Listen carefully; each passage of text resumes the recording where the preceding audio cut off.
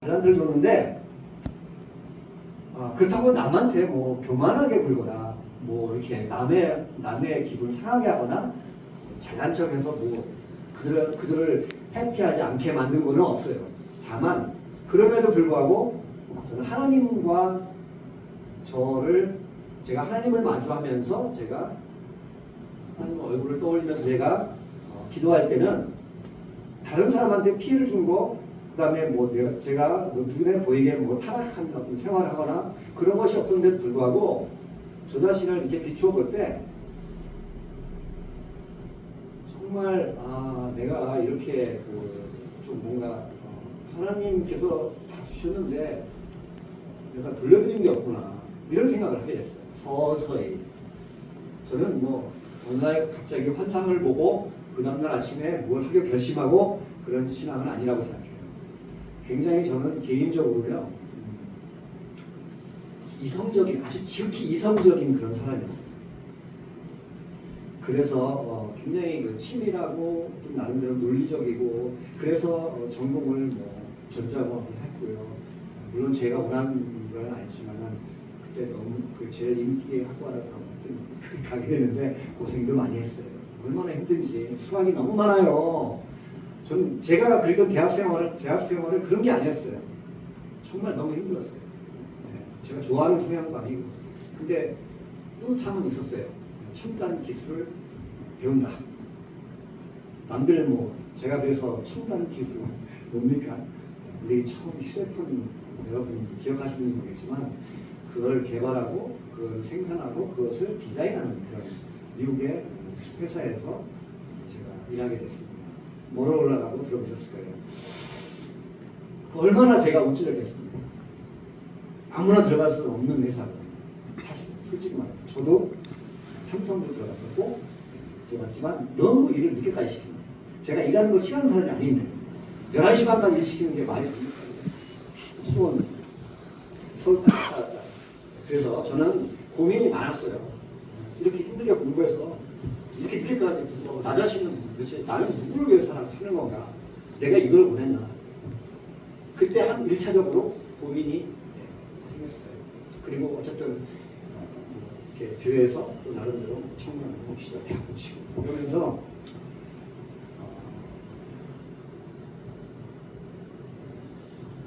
그런 제가 무엇을 할 수 있다, 어떤 지위에 있다, 위치에 있다 이런 거에 대해서 서서히 좀 회의감도 좀 들었어요. 성취감도 정말 하나님께서는 저를 높은 데에도 처하게 하시고 정말 힘든 상황에도 처하게 하시고 낮은 상황에도 처하게 하시고 그러나 말씀을 하나하나 이렇게 배워가면서 정말 하나님이 정말 살아계시구나 내 생활 가운데 왜냐하면 제가 하나님께 저 자신을 비추어 볼 때 저 자신은 뭐 해드린 것도 없는데 부모님도 그러시잖아요. 부모님도 때로는 부모님이 원하시는 것이 있을 텐데 말을 안 듣거나 그러면 기분이 안 좋으실 텐데 하나님은 오죽하시겠는가. 왜냐하면 하나님은 부모님은 안 주시는 것도 있잖아요. 비록 그러니까 돈이 없어서 또는 다 해주지 못하잖아요. 자식들. 그러나 하나님은 제가 볼 때는 저한테는 다 주셨어요. 근데 저는 거기에 부응을 못한 것 같았어요. 그래서 제 마음이 불편했어요. 그래서 어떻게 이거를 어떻게 뭘 해야 될 그런 제가 돌파구를 마련하지 못했죠. 그래서 쭉 간 거예요. 쭉 이제 세월이 많이 흐른 거죠. 아까 갈릴리 바다 잠깐 얘기한 이유가 뭐냐면 하나님은 그 세월 속에서 어느 시점인지 모르겠습니다. 하나님은 아시죠? 갈릴리 바다보다 더 큰 바다에다가 제가 휘젓고 다니니까 제가 얼마나 상어보다 더 큰 것 같아요. 그물을 엄청난 큰 그물을 던지신 거예요. 베드로한테 보여주려고 던진 그물보다 수백 배 더 큰 그물을 던지신 것 같아요. 그러니까 제가 안 보였죠. 그러나 하나님은 던지시고 제가 얼마나 이제 돌아다니나 보시면서 서서히 그물을 당기신 것 같았어. 지금 돌아보건데 그물을 점점 당기면 어떻게 됩니까? 그 안에 갇힌 물고기들은 어떻게 돼요? 보이겠죠? 저도 제가 혼자였는지 그건 모르겠습니다. 저도 그 안에 갇혀 있었던 물고기 같았어요. 저는 하나님께 사로잡혀서 지금은 하나님께 쓰임 받으라고 하나님이 그물을 던지시고 당기셔갖고 하나님이 후회하셨어요. 그래갖고 지금은 그런 세상에 수많은 어떤 재능들을 세상에서 옛날의 어떤 그런 목적대로 사용 안 하고 하나님을 위해서 쓰라고 하나님이 부르신 줄 알고 제가 저를 부르신 소명의 말씀이 있어요. 여러분 잘 아시는 다니엘서 12장 3절에 아마 있을 겁니다. 여러분 성경 있으세요? 그냥 뭐 들으셔도 됩니다. 그럼 중국됩니까? 여기 있습니다. 다니엘 12장 3절인데요. 물론 이제 그 배경이 있어요. 예.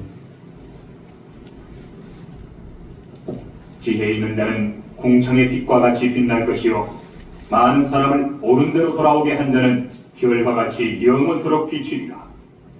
예, 뭐 여러분이 많이 들으셨던 말이죠. 말씀이죠. 여러분 혹시 다니엘 아시죠? 다니엘은 뭐 기도하면 다니엘 이런 제목이 붙을 정도로 다니엘의 기도 이런 것입니다. 짤막하게 말씀드리자면 다니엘은 뭐 에스더처럼 정말 그 보통 사람들이 하기 힘든 그런 일을 한 거죠. 우리가 정말 기도가 가장 큰 우리의 무기고 가장 하나님의 어떤 그 행하심을 가장 확실히 기대할 수 있는 통로가 기도인 걸 여러분 믿습니까? 근데 기도는 우리 대부분 저도 그랬었고요. 대부분 뭐 교회에서 이렇게 우리가 여러분이 목격하듯이 기도는 내가 필요한 것을 구하는 그런 기도가 90% 넘는 것 같아요. 얼마나 거기 합당한 기도를 하는지 우리가 항상 우리의 기도를 개혁할 필요가 있다고 생각해요. 제가 이 말씀을 드리는 것은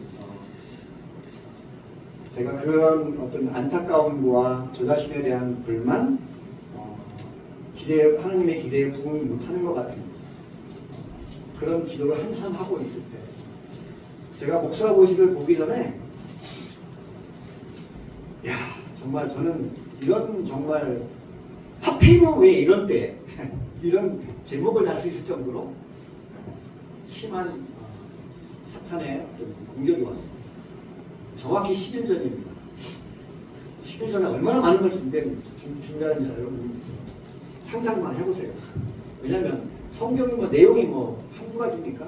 성경도 뭐 다시 이렇게 딱 이렇게 좀 뭔가 체계적으로 한 번 정도는 다 풀어야 될 거 아니에요, 그죠? 그 다음에 많은 것들, 신학교에서 배운 것들.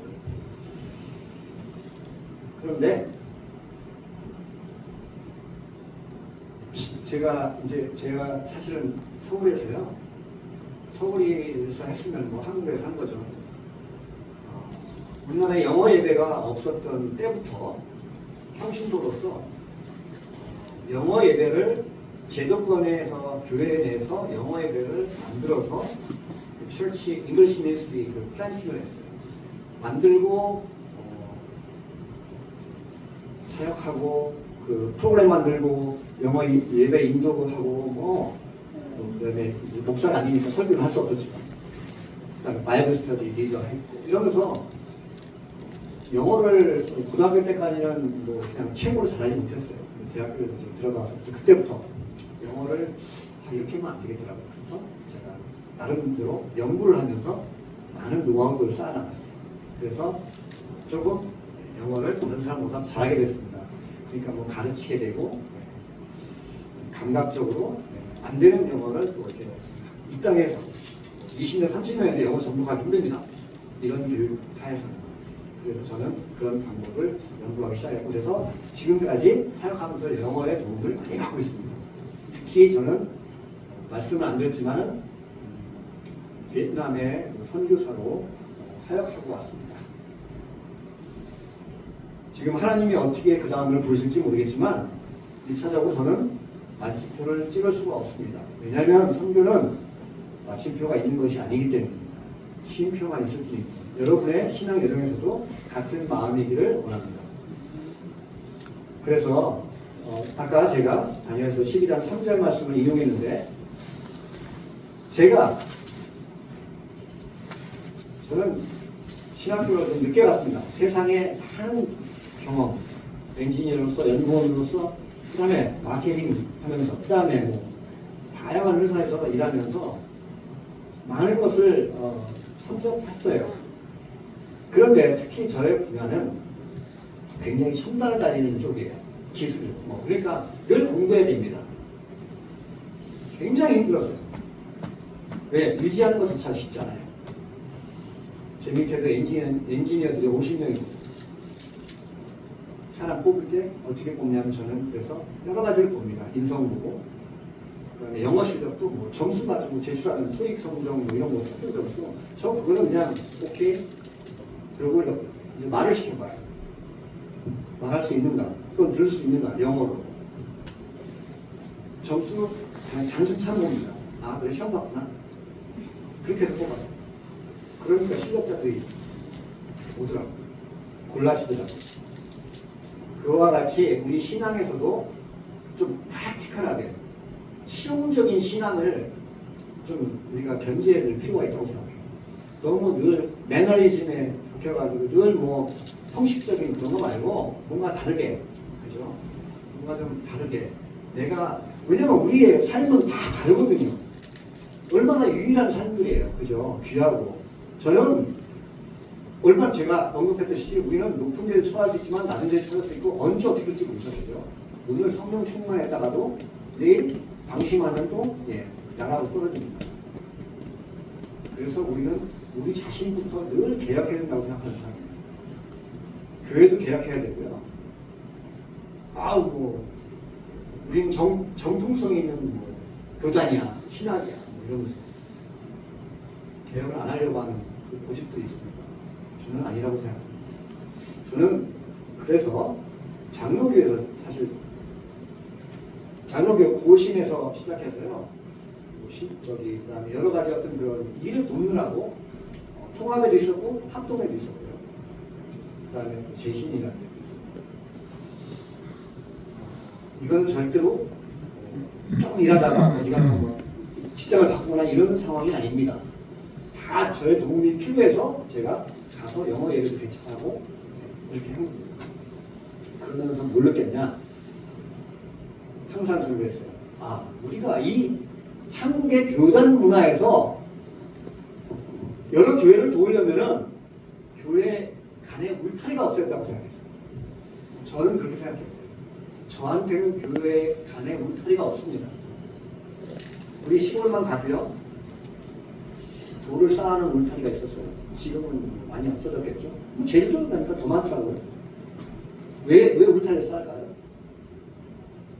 도둑으로부터의 어떤 침입 방지 또는 어떤 의미로든 간에 약간의 보호막이잖아요. 그죠? 바람으로부터 보호를 할 목적이든 간에 어쨌든 위협이 없으면 울타리 칠 이유가 있겠어요? 돌 쌓고 그것도 보통 일이 아니죠. 또 홍수, 그다음에 뭐 비바람 세차게 몰아치면 또 무너지는 울타리도 많잖아, 그죠? 그걸 또 쌓아야 되고. 그걸 왜 하겠습니까? 우리가 서로를 정말 전적으로 믿고 신뢰한다면 울타리 같은 건 필요 없다고 생각합니다. 하물며 하나님의 몸된 교회가 울타리를 쳐도 되겠습니까? 근데 언젠가부터 장로교회 수많은 그 다른 디나미네이션이 있어요.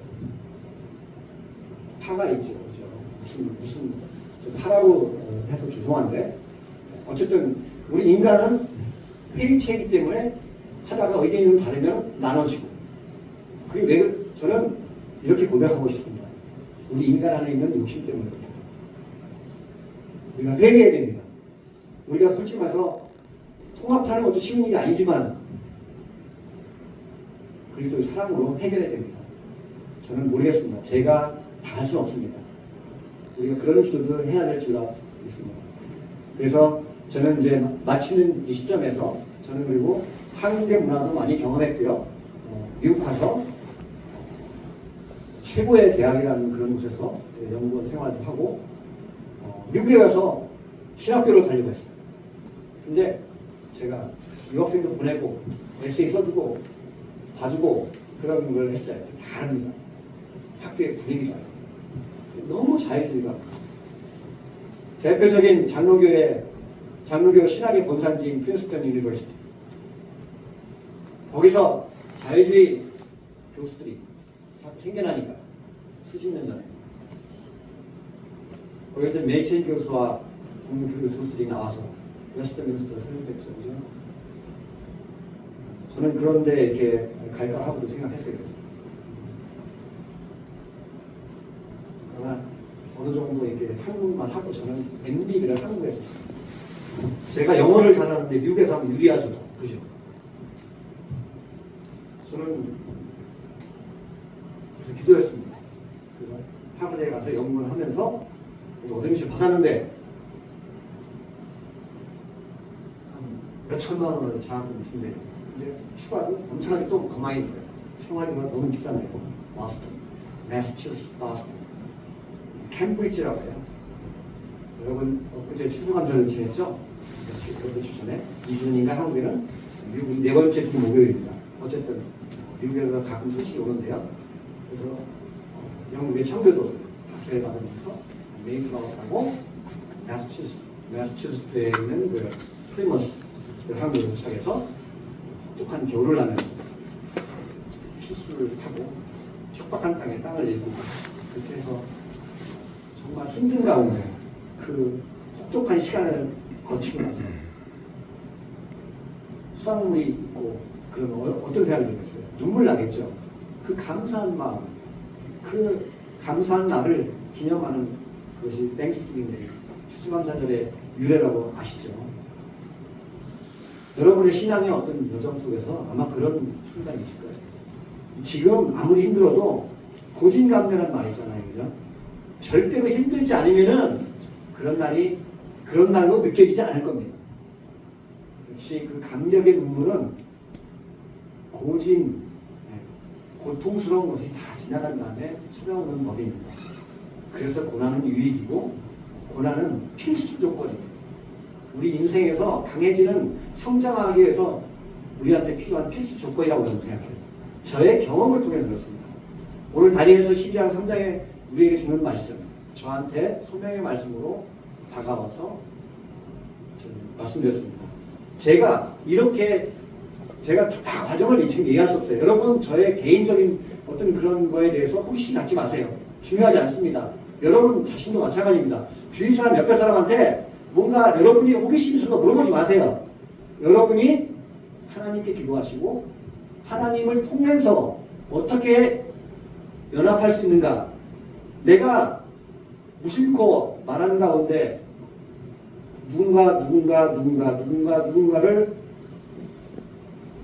나의 생각 속에 올려놓고 비교하면서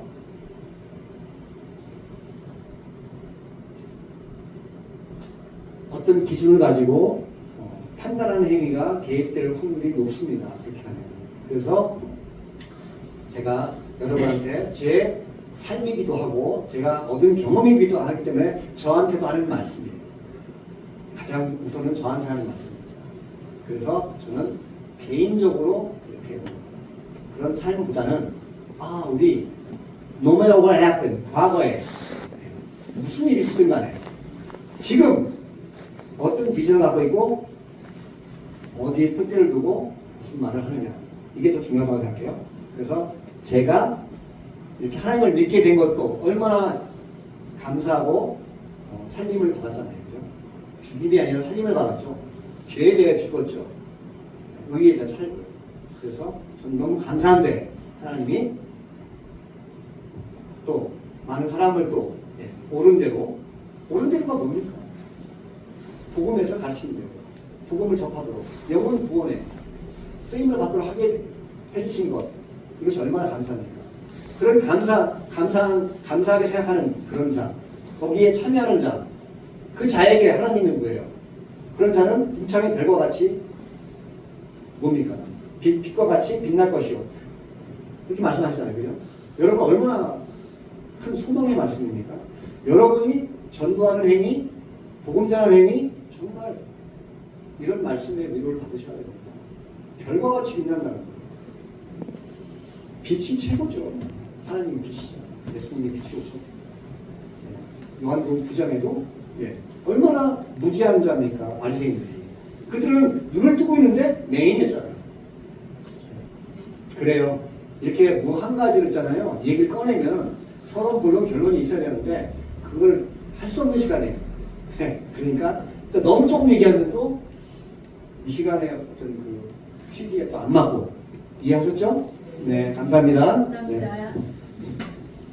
네, 감사합니다. 오늘 그 두 분 목사님 오셔가지고 이제 잘 하는 이제 지금 여기 지금 방금 목사님은 그래도 참 감사한 소리 중에서 많은 것을 알았는데 그것을 하나님을 위해서 설 수 못했다 하는 그 언어 하나님 할 수 있게끔 이제 그 언어대로 하나님께서 해주실 것 같아요. 감사하고요. 두 분 목사님 감사합니다. 우리 시간이 많이 갔기 때문에 찬양 부르고 기도하고 마치겠습니다. 우리의